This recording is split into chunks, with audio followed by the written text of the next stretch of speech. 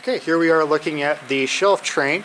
I'm here in my classroom. As some of you might know, I work for the Washoe County School District. I've been here in Reno, Nevada for about 2 years now, and I live over in Sparks.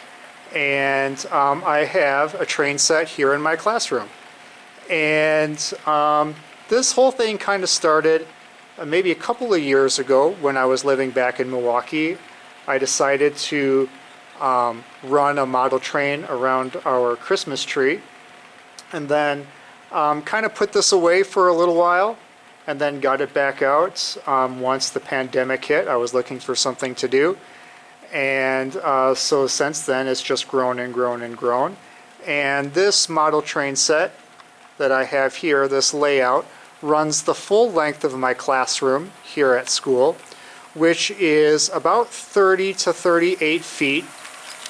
And this number 660 right there is the first locomotive that I ever had.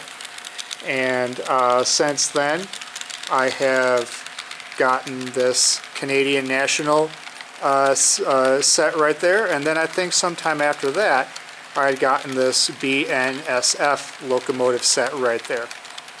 So all of those are Bachmann trains, and some of these other ones, like this one right here, I believe is an MTH, and then a couple of them on the ones that just passed are Kato.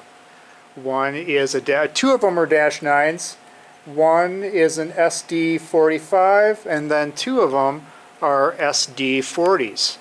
And so I wanted to take a short video of this just to showcase what I've been working on and what I've been doing with this. And also, I'm probably going to have to take this down over the summer, and so when I rebuild next year in the fall, I will have some sense of what I had.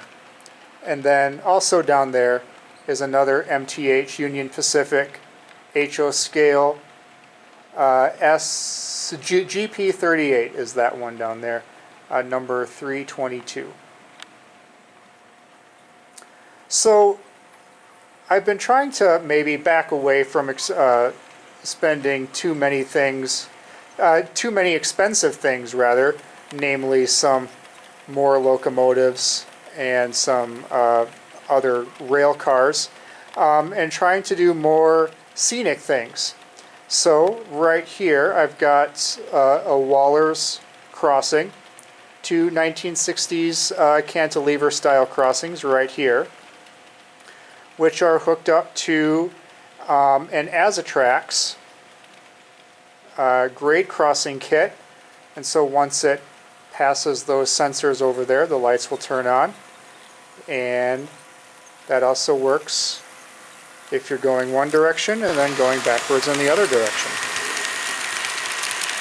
The track is Kato track,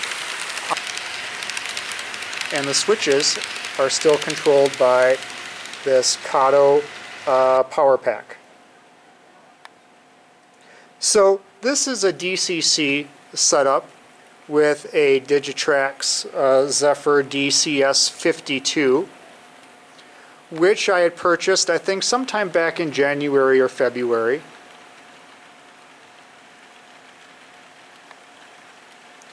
And most of these have Digitrax decoders in them except for BNSF 4929.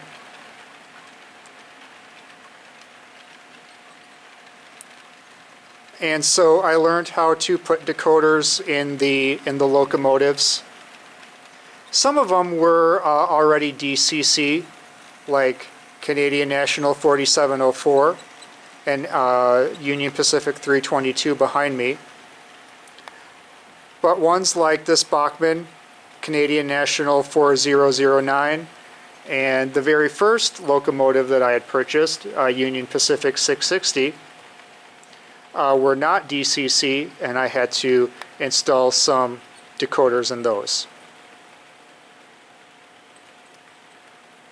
This right here is the Kato crossover number 4. I don't know if I'd buy a number 4 again. I would much rather buy the number 6.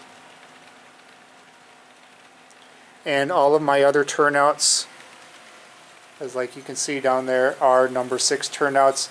They're a lot more gradual and they work a lot better, so I would recommend those. Now when I started this, I didn't really have a plan. I didn't really know too much about what I was doing.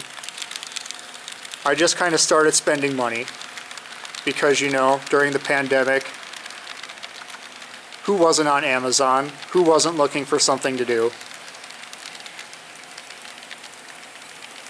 But here in Reno, there's not too many places to go to buy rail cars and locomotives. There's a few places, mainly Somewhere in Time. You can go and get some used stuff, as well as a few places down in around the Carson City area. If you're looking for used stuff, antique stuff that still runs pretty good, then you'll find some things down there. Otherwise, you can go to Railroad Hobbies out in Roseville. It's a nice ride through the Sierra to go out to Roseville, and of course it's across from the Roseville Yard, and you can see an old Southern Pacific locomotive out there.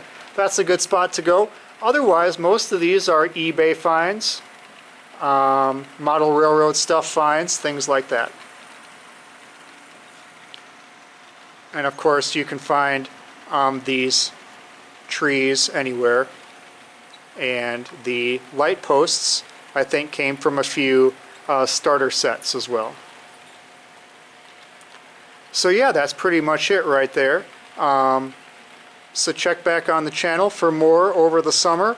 I'll be out rail fanning and rail spotting and uploading every week or so, trying to bring you what I can, anything interesting that comes by. Have a great afternoon.